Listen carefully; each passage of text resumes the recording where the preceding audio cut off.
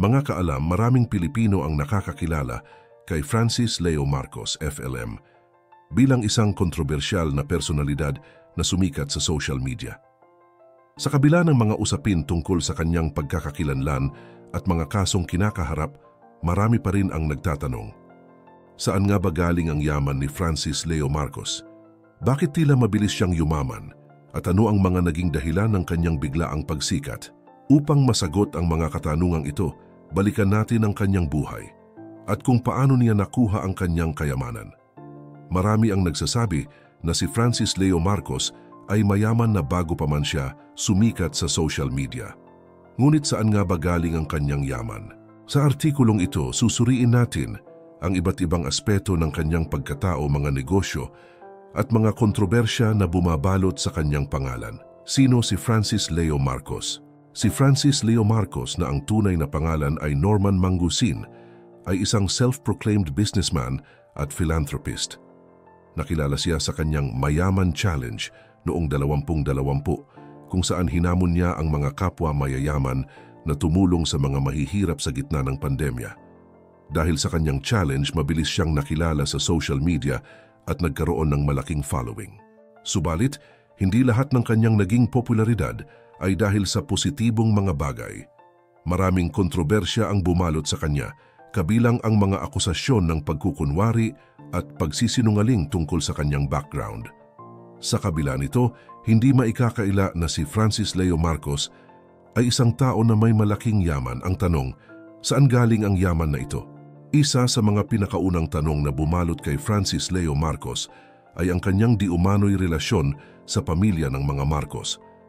Ayon sa kanyang mga pahayag, siya raw ay mula sa pamilyang Marcos, kilalang political dynasty sa Pilipinas. Dahil sa kanyang apelyido, marami ang nag-akala na siya ay kamag-anak nina dating Pangulong Ferdinand Marcos at ang kanyang pamilya. Ngunit kalaunan, lumabas ang ilang mga ulat na nagsasabing wala siyang direktang kaugnayan sa mga Marcos. Sa katunayan, may mga nagsasabi na ginamit lamang niya ang apelyidong Marcos upang makilala sa publiko. Bagamat hindi ito napatunayan ng lubos, naging malaking issue ito lalo na't ang pangalan ng pamilya Marcos ay laging may kalakip na kontrobersya, yaman at kapangyarihan.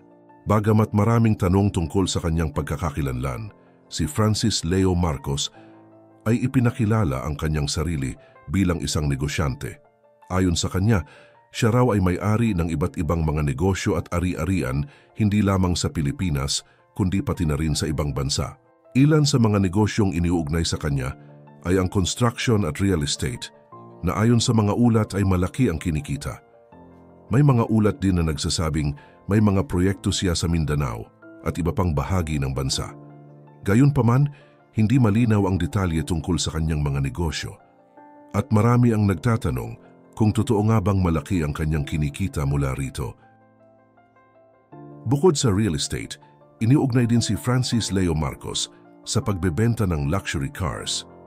Minsan na siyang nagpakita ng mga mamahaling sasakyan sa kanyang mga social media posts na nagbigay ng impresyon na siya ay may malalim na koneksyon sa mga high-end na negosyo. Subalit, gaya ng ibang aspeto ng kanyang buhay, marami ang nagdududa sa mga claim na ito dahil hindi malinaw kung totoo nga ang mga nasabing negosyo. Isa sa mga dahilan kung bakit sumikat si Francis Leo Marcos ay ang kanyang Mayaman Challenge noong 2020. Sa challenge na ito, hinikayat niya ang mga mayayaman sa Pilipinas na mag-donate ng kanilang yaman para tulungan ang mga Pilipinong naghihirap dahil sa pandemya. Dahil dito, maraming tao ang humanga sa kanya at sinimulang sundan ang kanyang mga posts at videos sa social media.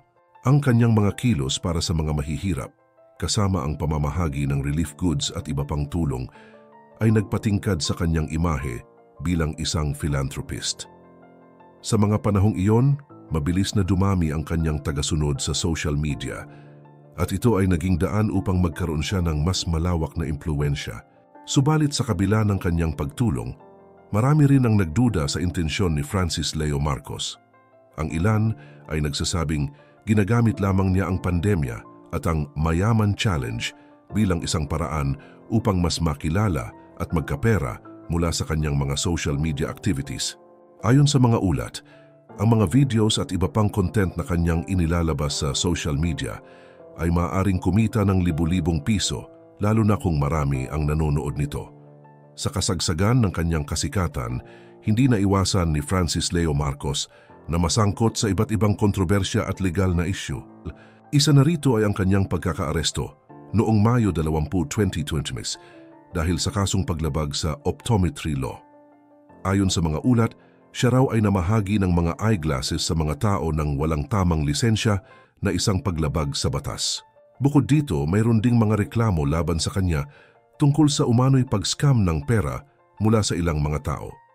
May mga biktima na nagsasabing inalok sila ni Marcos ng mga investment opportunities, ngunit hindi naman natupad ang mga ito. Ang mga kasong ito ay nagdulot ng malalim na pagdududa sa kanyang mga pinagkakakitaan at mga negosyo. Si Francis Leo Marcos ay minsang sumubok pumasok sa larangan ng politika. Bagamat hindi pa siya direktang tumakbo para sa isang pampublikong posisyon, ipinahayag niya ang kanyang hangaring tumulong sa pamahalaan, lalo na sa pagtugon sa mga problema ng kahirapan sa bansa.